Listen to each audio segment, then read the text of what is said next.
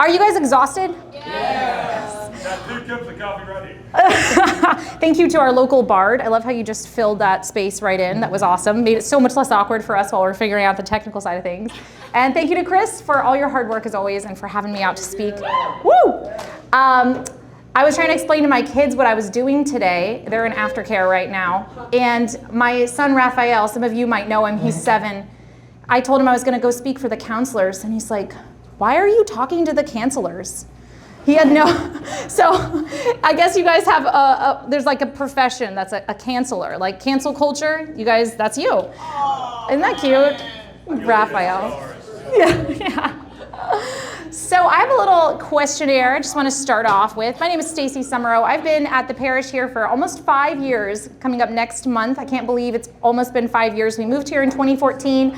I have 4 little children, ages 7, 6, 3, and 1, because my husband and I don't like to sleep and we don't like quiet dinners. So we decided to just cram 4 babies into 5 years, and our dreams came true.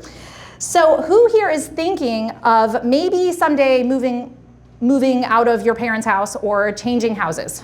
So, hopefully all of you. Okay, good job. Independent, yes. Who here is thinking that you might someday, though not for many years, want a job change? Close your eyes, Chris. Yeah, okay, cool. Yeah, nobody raised their hands, Chris, don't worry. Anyone thinking of maybe having kids someday? You want kids? Oh yeah, lots of future parents, I love it. Anyone thinking of getting married? Yeah, got it. Okay, everybody who has your hand raised, look around at who else has their hand raised. Yeah, she's like, I got it. She's like, I've already discerned that one. Anyone thinking maybe you're called to religious life, called to be a priest, a monk, or a nun? I love when I ask this question because everybody's like, don't look at me. I don't exist. I appreciate your honesty. Good job. So we are all doing the same thing, okay? We are all doing this thing called discerning, because the truth is that we're never going to know until we draw our dying breath. We're never going to know how our lives turn out. So I think the word discernment means something different to people now than it did when I was growing up, but just in case there's any confusion, I just want to clarify what discernment is all about. So when I was growing up and I was in high school, I thought for some reason that discernment just meant all the holy people who were going to be priests, monks, or nuns, who basically were born knowing that they were future saints and were so holy already, and they were the people who discerned religious life and the priesthood. But for me, who wanted to be a Broadway actress, I didn't have to worry about that. That was like off the table. So for some reason, I just went through my life, like my teens, my 20s, not thinking that I really had to involve God in my decisions, and frankly, not wanting to because I was really scared he was going to tell me something that I didn't want to happen to me. In reality, though, discernment means the ability to judge wisely. If you look it up in the Merriam-Webster dictionary, that's the definition. And you can also find another definition there, which is to sift or to sort. And I really like both of those definitions. And the reason I did that questionnaire at the beginning is because we are all discerning our entire lives. And really, discernment is a lifelong walk with God where you invite him into every single decision, you learn to hear his voice, and you learn to respond to his will. And ultimately, it's about relationship. It's about deepening your relationship with the Lord. So we're going to get into all of that. So while we're defining our terms, I would love to clarify our 3 levels of calls, okay? Who here's heard of Father Mike Schmitz? Probably everybody. Yeah, okay. If you haven't, he's great. He does the Bible in a Year podcast. He does Ascension Presents videos on YouTube. Super great. So I had the privilege of interviewing Father Mike on my podcast called Encaffeinated for an entire hour. He gave me an hour of his time. It was amazing. And he said something that I just think can alleviate so much of the anxiety around decision making. And it's this. We have 3 levels of our calls. The highest level, the level that never changes, is our call to be children of God, our call to be in heaven with God. Our second level, which changes once, maybe twice in our lifetime, is our vocation. So whether that's consecrated single life, whether that's being a priest, a monk, or a nun, or marriage. And then the third level of callings is everything else. So my call to be a speaking minister, for example, cannot come above my call to be a mother and a wife. And neither can it come above my call to be a child of God in heaven with him. And for the way this plays out practically, it might sound kind of weird to like think of ordering our calls, but the way it plays out practically can actually alleviate a lot of anxiety for us, because I've talked to thousands of people about discernment, and I know that the devil really likes to trip up holy young men and women who are really striving to know God's will and really want to love God. And what he does is he tells you that if you don't find your vocation, if you don't go to that coffee shop and wear that specific pair of shoes that this guy is going to compliment you on, and then you strike up a conversation, and then you end up getting married and having 10 children, that if you don't do all the right things and figure out the puzzle, guess what? You've missed heaven. You don't have a chance to go to heaven if you miss your vocation. And the truth is that God is always, always, always patient with us. He always wants us to be in heaven with him, no matter what vocational choices we make and don't make. So I think that if you're in a place where you're experiencing that discernment anxiety, or if you're not, put that away in your brain and save that for later and say, nope, that's a lie. God doesn't back you into a corner. God doesn't ever go back on what he's said and what he's promised, which is that we are all called to heaven with him. So let's take a little journey back in time to when I was in my early 20s. I moved to New York City. I love to drink coffee. Coffee people here? Yes, yes. All right. Yes, my people. About half of you, actually. Good job. Not all of you have an addiction yet. That's great. So when I was single and I was living in New York City, and I would go out for coffee dates with my friends. That was like my favorite thing to do. And we'd hang out. And we get into like, how are you doing? Like, everything's great, everything's awesome. And then as the conversation went deeper, the truth came out. And the truth was that I felt like a mess. I felt like I was too much and not enough at the same time. I felt like I was always doing the wrong things. And I had no idea how I would know when I had found the right thing. And so my friend would ask me, like, how are you doing? And I'd be like, well, honestly, I don't know what I'm doing. People tell me that this is the best time of my life. These are the best years of my life. And frankly, I just feel overwhelmed all the time. I am not qualified to make these decisions in front of me. I feel like I'm just learning how to take care of myself. And apparently my 20s are supposed to be this massive celebration of life. And I just feel like a mess. And friends come and friends go. And I don't feel rooted enough in what I know about myself and what I know about the world to make the best choices. And I have this sneaky suspicion God might be calling me to be a nun, and I'm really terrified about that, because that is the opposite of what I want. I want to sing and dance and act and be on a stage. And if God calls me to something I don't want, frankly, I don't want to hear it. But at the same time, I know I kind of have to listen. So I was Hot Mess, the musical, on 2 legs. That was me. So if you resonate with any of that, if any of these choices sound overwhelming to you, and maybe you're not in a place yet where you have to make a lot of decisions, maybe you are living at home with your parents, you're in high school still, you're going to get into a place very quickly where you do have to start making a lot of decisions, whether that's which college you're going to go to, or what you're going to do even for your summer. Once you have your driver's permit, life changes and you can go and do things. So the answer to all of these big, overwhelming questions about what am I going to do with my life is learning the art of discernment. So I'm going to just lay out for you. I can't tell you what God wants for your future, but I can tell you that if you follow the 5 steps that I'm going to give you, you're going to get a heck of a lot closer, and you're going to form a deeper relationship with God, which ultimately is, of course, the most important thing. So these steps are easy to remember. They're not so easy to do, but they are easy to remember, so you're welcome. Let's go to the first one. Do the one thing that can make you truly happy. Spend time with the Lord. This might sound like just good life advice, good spiritual life advice, and you're like, why are you telling me this, Stacey? Like, this is not like discernment advice. This is just general spiritual advice. And I would say, actually, this is the bedrock of all discernment. If you don't know the voice of your shepherd, if you don't know what God's voice sounds like and how he speaks to you and how he's reaching out to you, you're not going to be able to make any decision in conjunction with him. And so as counterintuitive as it is, the most important thing is to first and foremost strengthen that relationship and strengthen your prayer life. If you don't have a regular time when you pray every day, and it doesn't have to be 2 hours, it doesn't even have to be an hour, although an hour would be awesome if you can do that. I usually pray for about 15 minutes when my kids go down for their nap, usually between 15 minutes and half an hour. I'll start off by reading scripture, and then I will journal, or I'll just enter into a conversation with the Lord. It's very, very simple, but I have to do it every single day because that's my connection. That's the bedrock of everything that I'm doing in my life. So this is not how I used to live though, right? Like I used to actually have a prayer life that kind of went like this. I'd say, hello, God. Thank you for being great. I really want this thing. And if you don't want it, could you change your mind, please? Because I really want it, and I'm sure that's what's best for me. So thanks, bye. That's not a very genuine relationship, is it? Can you imagine if I went to my husband and I was like, this is what we're gonna do, and there's no arguing?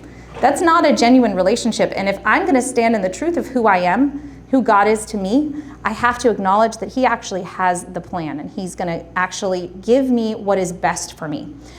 So the key here is to stop treating God like a giant answer sheet in the sky, and instead just show him through spending time with him that what you want more than an answer is you actually want him. You want a relationship with him, which he is going to be so, so happy to give you. We can get wrapped up in the illusion of an answer giving us happiness, right? You're in a phase where there's so many milestones. You've got your high school graduation, you've got college. I used to think, oh gosh, once I go away to college, my real life can start. Then I went away to college and I thought, oh, my real life can start when I go to New York City. And then I got to New York City and I thought, my real life is gonna start once I book my first Broadway show. And I booked one tour, and then I booked another one. And lo and behold, I found out that there's always another question behind every answer. And Father Mike actually said, he's like, when you got married, that probably answered or raised more questions than it answered, didn't it? And that's true, because my husband and I have to ask, when are we called to have another child? Where are we called to move? What about moving? What about buying a house? What about XYZ, a million decisions. The illusion of happiness in an answer is just that, it's an illusion. We can also have an illusion that having something is going to make us happy. So I have a sister who's a little bit weird, we'll call it that. We love her, her name is Susanna, and she told me that she just loves this peanut butter. I don't know why. Smucker's all natural peanut butter? Any fans here? Anybody ever tried it? Yeah, no, you don't like it. Okay, that's fine. You're allowed to not like it, it's okay. Yeah, peanut butter is, I don't know, all natural peanut butter, you have to be into it. But she is, and she was telling me about how great this peanut butter is and how she stirs it up, and then every day at 3 o'clock she has a spoonful for her snack. I'm talking about it like it's the greatest thing. Maybe you don't have peanut butter as that equivalent for you, but maybe there's something else that you just want. And then in a moment of self-reflection, she was like, thinking about having the peanut butter is always better than having the peanut butter. And that's true of every single thing in our life. I used to think that having a Broadway career, having a bigger house, having children was the thing that was going to make me happy and fulfilled. And the truth is that there's only one thing in the universe, because our hearts were made too big to be fulfilled by anything in this world. The only thing in the universe, the only person who can make us happy is the Lord. And so rather than, I think it was G.K. Chesterton had a fantastic quote, or no, it was C.S. Lewis, and he said, it's not that we want too much, we want too little. We're satisfied by way too little, and our hearts were made bigger than anything in this world. And so we have to let the creator of the universe be enough for us. And ultimately, God is more interested in you, in how you are, than in what you're doing. He just wants you in heaven with him. The next step in our process here, form a vision for your life. There's another word that I hesitate to use, but I think it encapsulates it pretty well, and that's dreaming. Dreaming. So is dreaming selfish? Is deciding what we want selfish? I would say absolutely not, and I'll tell you why.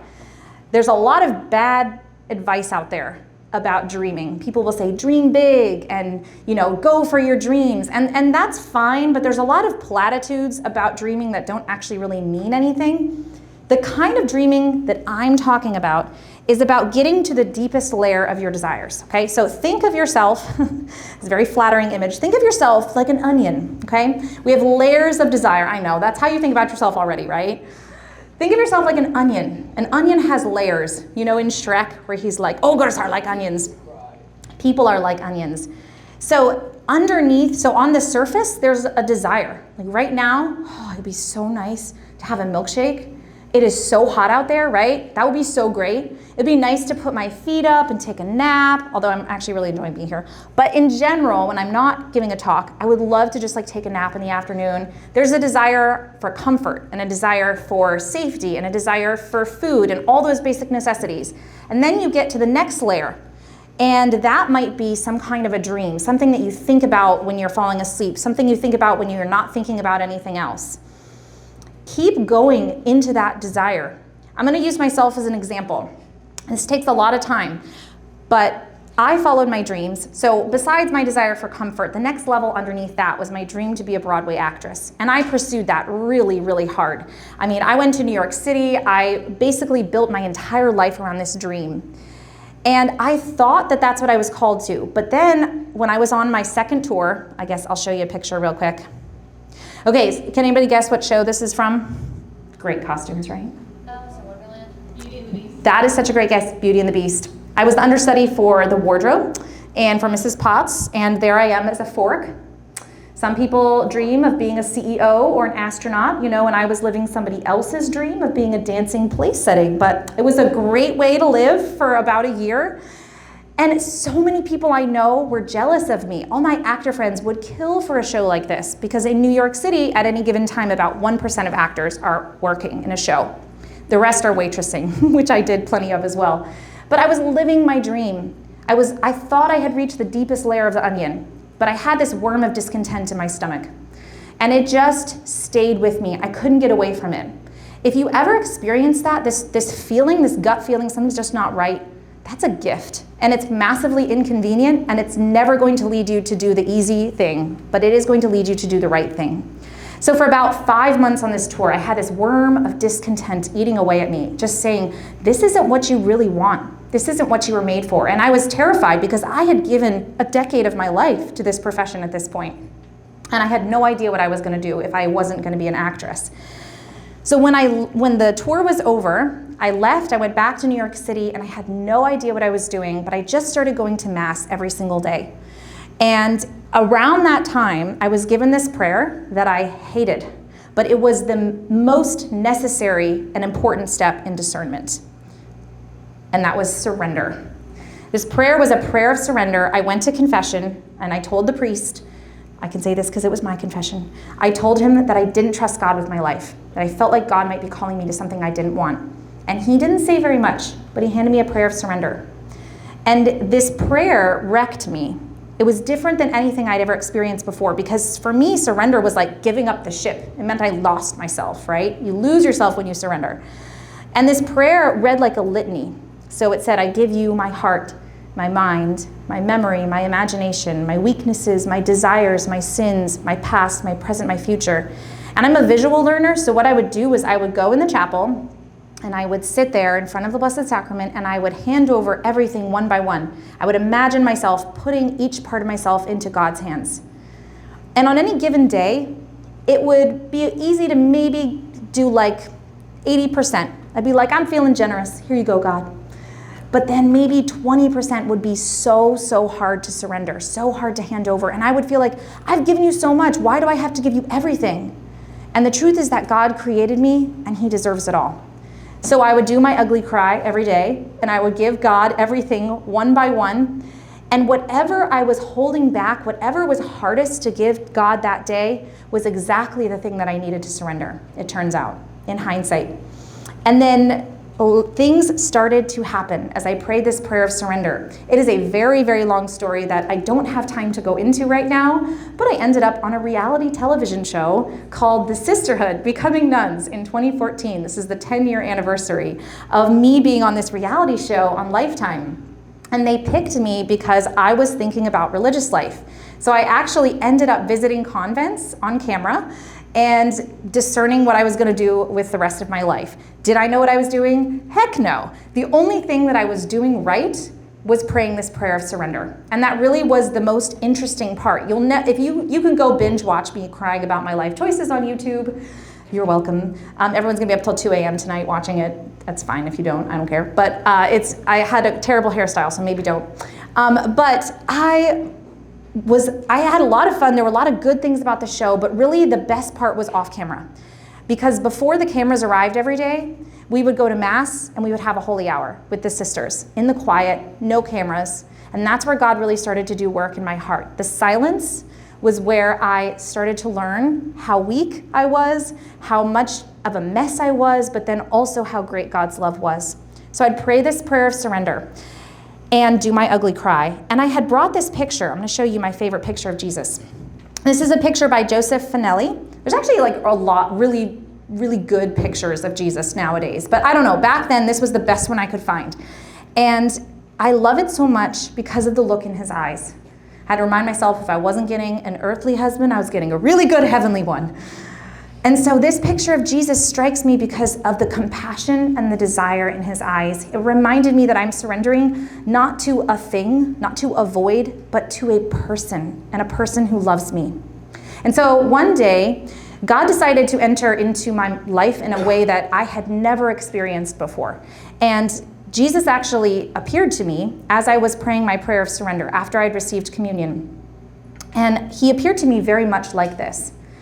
And not only were his eyes just drawing me in, but it suddenly struck me, he's actually handing his heart to me. He's not just holding it for himself, but he's actually stretching out his hand and offering me his heart. And so I took his heart in my hand and I looked at it. And what do you say for a gift like that?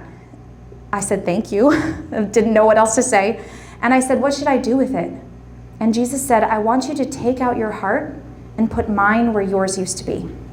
And in this vision, I could take out my heart. I could open a little door in my chest and take out my heart. And I put his heart where mine used to be, and I closed the door.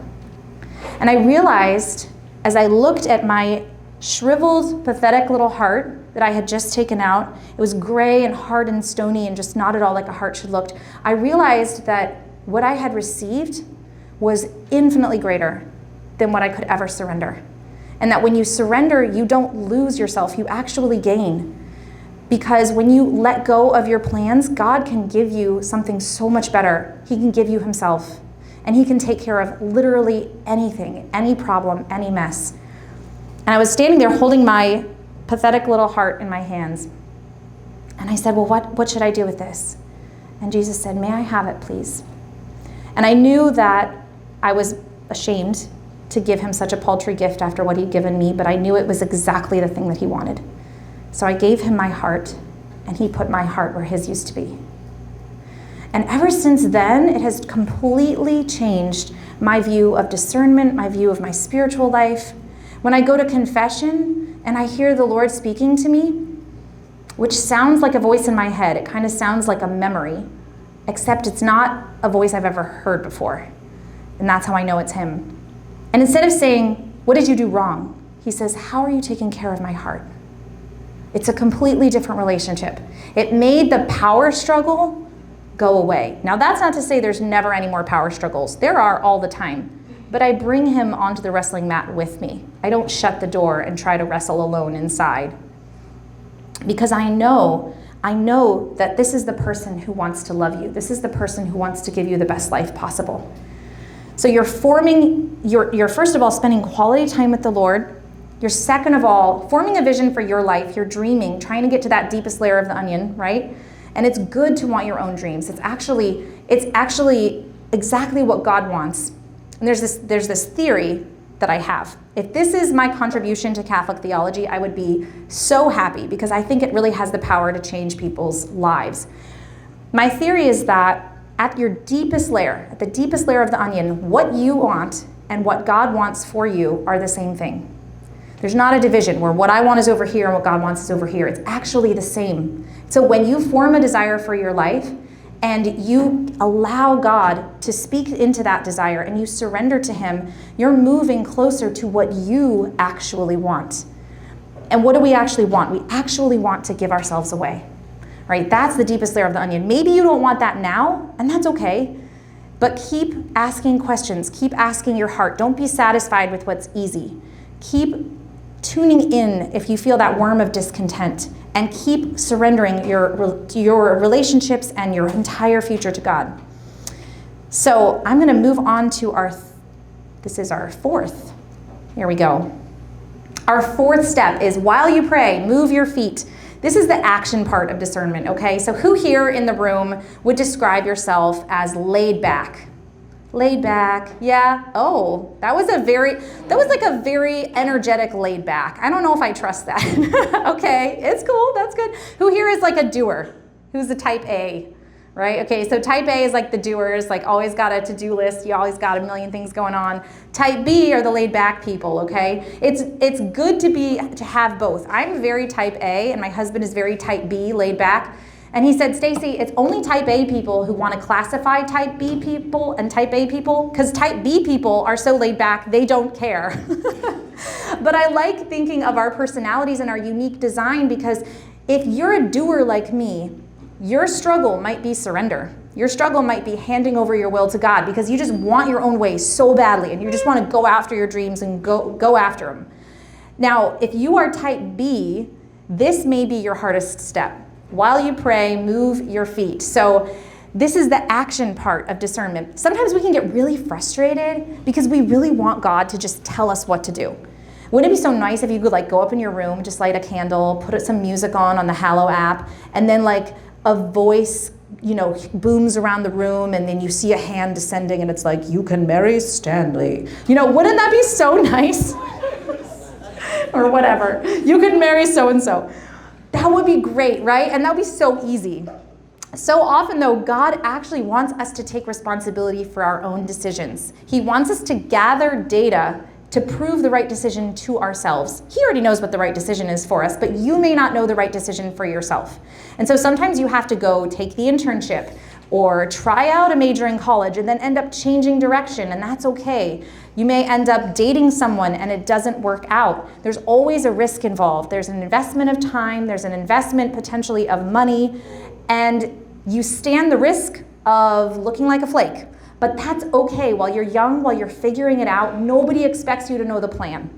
So think about if you have a question and you're like, ugh, what am I supposed to do? Yes, pray. Yes, surrender. Yes, dream. But also gather whatever data, whatever practical data you can. If you're thinking about a potential job and you're like, I don't know if I'd like being a lawyer, like go talk to a lawyer. Ask him what he does all day. Ask him every question in your mind. Ask about how much it's going to cost to become a lawyer. How much student debt will you have? What are the best law schools? What does law school look like? There's a million things that you can do to gather data.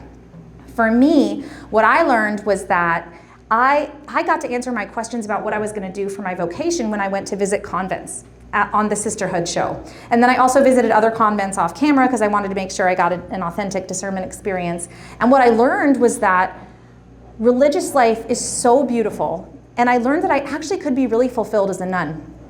And that was a shock. That was a total shock. In fact, after I had my vision of Jesus giving me his heart, I thought that he was calling me to religious life, and I was so excited. I applied to enter with one of the convents that we visited on the show, and I was preparing to enter, and honestly, I just thought this is what I'm meant to do with my life. I had visited there, I loved it, and then I went back to New York after filming finished, and I was getting ready to go to the convent, and I felt that worm of discontent again. And I was like, okay, God, what is going on? I've given you my life. I've surrendered everything finally. And now, what is this bait and switch that you're putting me through? What is going on? And I was really mad at him, but I kept praying this prayer of surrender. I kept praying this prayer of surrender. And eventually, it led to the fifth step. This is decision time, sift and sort. So God knows that we operate in space and time. And if he's not giving us a direct answer, that's probably because he wants us to choose. And when I was sorting through everything about my vocation, and I'm feeling this worm of discontent, and I visited 6 different convents, and I'd given God a year of my life in discernment, I finally realized, as my desire for a husband and a family grew, I finally realized I get to choose. I've gathered data, I've surrendered, I've formed a vision for my life, I've been doing all of these things regularly. God actually is allowing me to pick. And that was a really, that's actually not what I wanted. I actually wanted him to tell me, because I wanted the certainty. And so many times God isn't going to do that. He's going to instead help you to understand yourself with the gift of peace.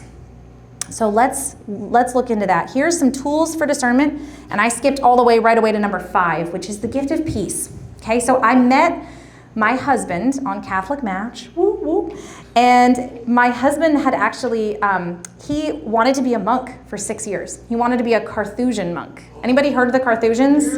Yeah, dude, they're hardcore. Yeah, he might be the only person in Winchester who's ever gotten an inside glimpse. Have you visited them? No. No. We know someone who has. We know someone who was in there, the Grand Chartreuse, a few weeks ago. Really? Oh, that's super cool. My husband went on a discernment retreat with them for 2 months, so he lived with them. But you're not allowed to visit until you're done with college.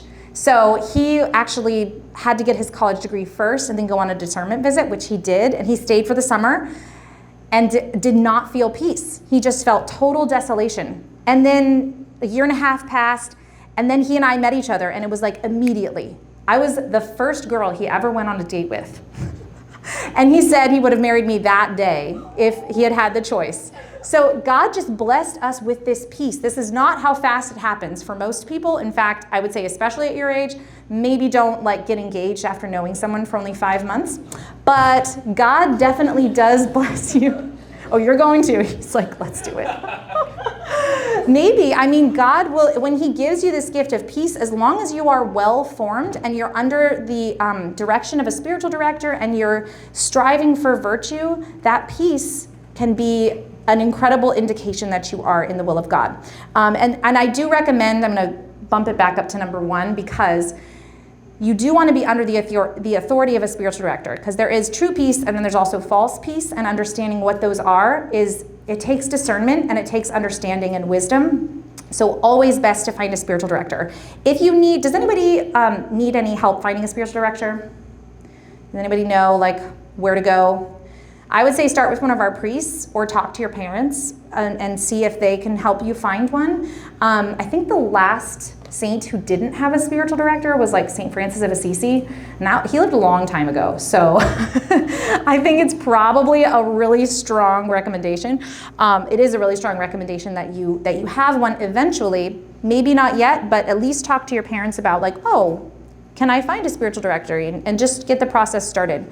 Usually you meet about once a month, and they'll kind of give you feedback on where they see God's grace working, and you can bring them your questions. If our priests are too busy, we have incredible priests here, but if our priests are too busy, there's a website called spiritualdirection.com, and it's exactly what it sounds like. They will actually match you with the spiritual director. Wow. I think I had too much coffee. Spiritual director. And then I think there's another website called seekdirection.app that I just learned about. A friend of mine actually works for the company, and they will match you with a spiritual director. So highly, highly recommend spiritual direction as a way of helping you understand. It's a particular relationship, a unique relationship where your spiritual director actually acts under the authority, under the inspiration of the Holy Spirit. So you can take what they're saying as authoritative, much more authoritative than just advice or asking, getting somebody's thoughts on something or somebody's feedback or a friend. So definitely seek that out. Here is a tool you can use as you're sifting and sorting consolation versus desolation. There is a great saint named St. Ignatius of Loyola, who is basically like the discernment guru, and he wrote the spiritual exercises. You guys can read it. Some of it's a little hard to understand, and some of the language he uses is a little bit tricky, but there are wonderful books that also explain it in kind of more modern day language as well. So I've read the spiritual exercises multiple times through. They are so good. You could really spend your entire life studying them. But he talks about consolation and desolation. And that's one of the ways where you can start to understand the movements of your heart. So consolation is where you have, it's exactly what it sounds like, a sense of growth, of upward motion, a sense of excitement, and not just kind of excitement that fizzles out, but a sense of mission, really excitement coming from a mission. Desolation is the opposite, where you feel sadness, you feel a sense of shrinking, of being backed into a corner, a sense of shame. And so if you think you're hearing God speak to you, and you're hearing a voice of, you're not good enough, you're never good enough, something that's backing you into a corner and making you feel ashamed, you can be guaranteed that that is not from God. Similarly, you can look at your relationships, maybe your discerning marriage, and you can say, is there consolation or desolation here?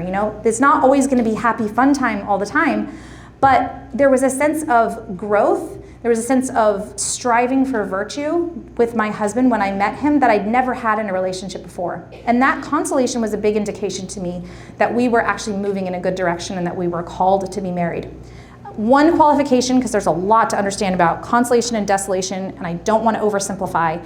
There are natural kind of ups and downs in the spiritual life of consolation and desolation. There's times when you just feel so close to God and you're like, it just feels so like this strong sense of emotional fulfillment when you pray. And then there's other times where you're in desolation and you just don't feel connected. Prayer just feels arid and dry. And that's a totally natural thing as well. So I don't want to oversimplify consolation and desolation. I just want to recommend reading the spiritual exercises and kind of using that as a jumping off point. Okay, this is a very serious one, the deathbed test. St. Ignatius recommends that you imagine yourself on your deathbed. And you have to really kind of get into this imagination. Imagine yourself at the end of your life. That has a way of clarifying what the right decision is. And then think back to your choice now. If you're trying to decide between A and B, try to ask yourself, would my best self have chosen this or this? I find that a lot of times in relationships.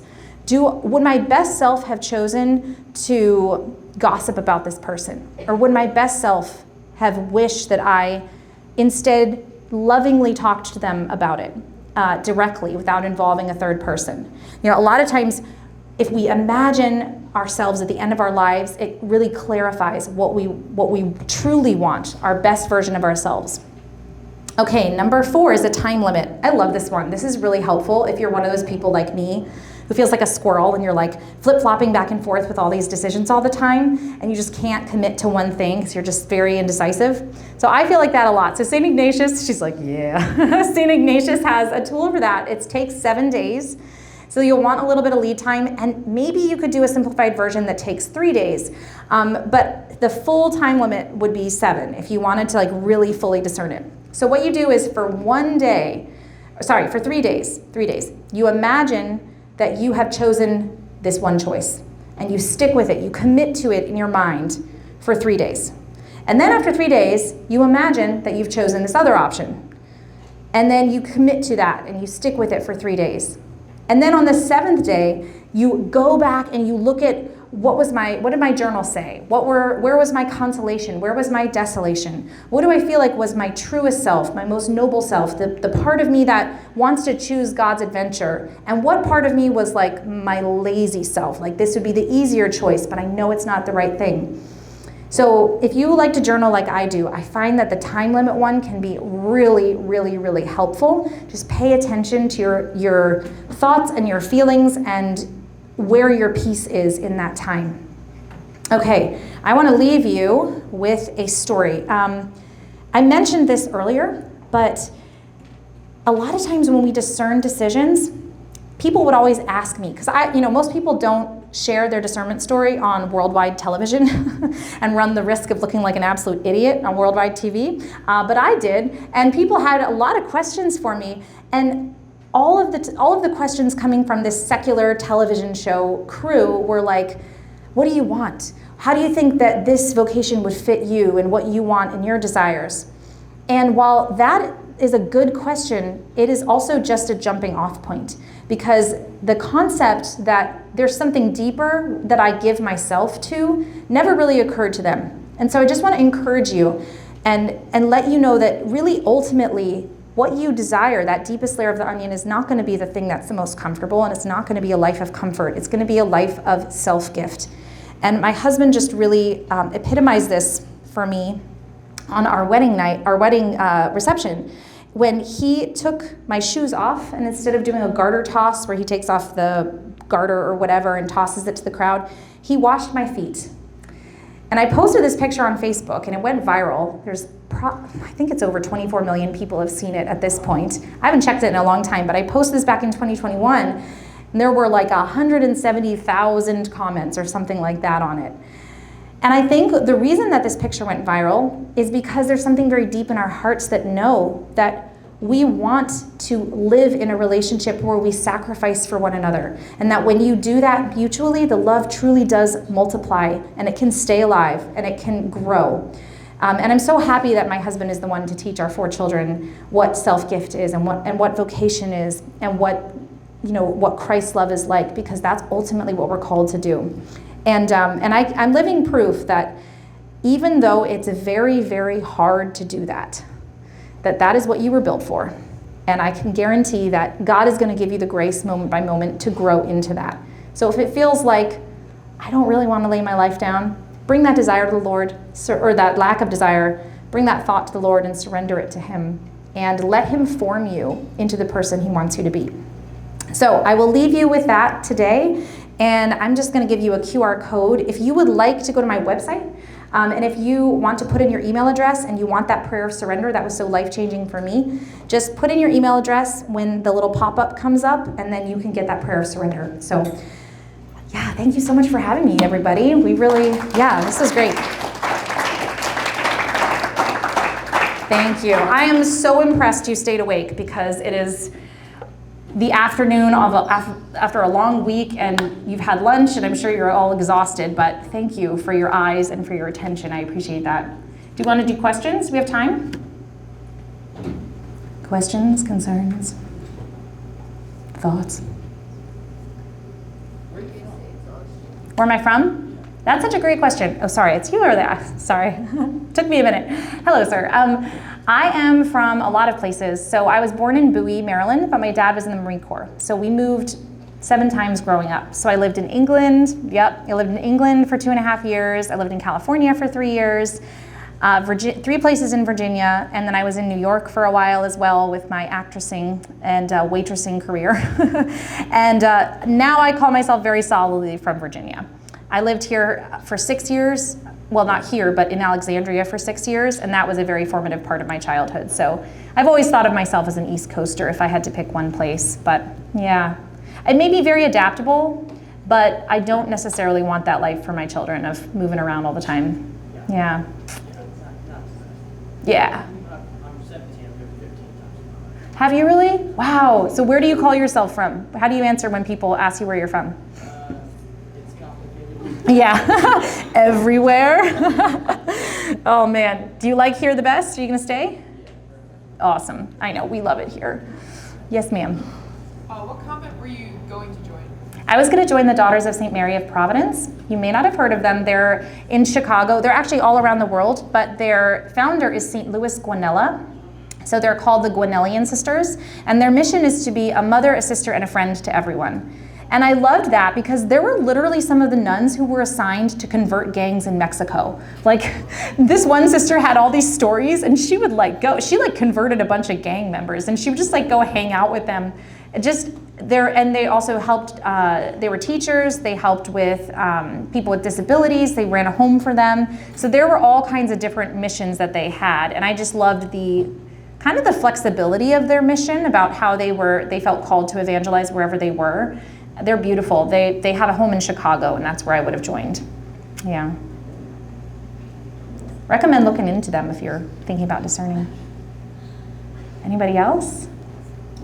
How many Yeah. shows were you in on Broadway? So I did 2 national tours, Beauty and the Beast and The Wizard of Oz.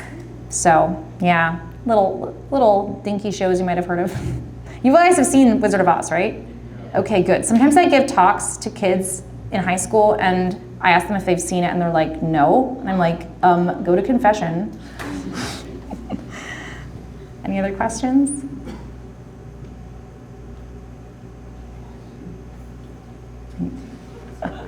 Thank you, Chris. Thank you. Thank you, everyone.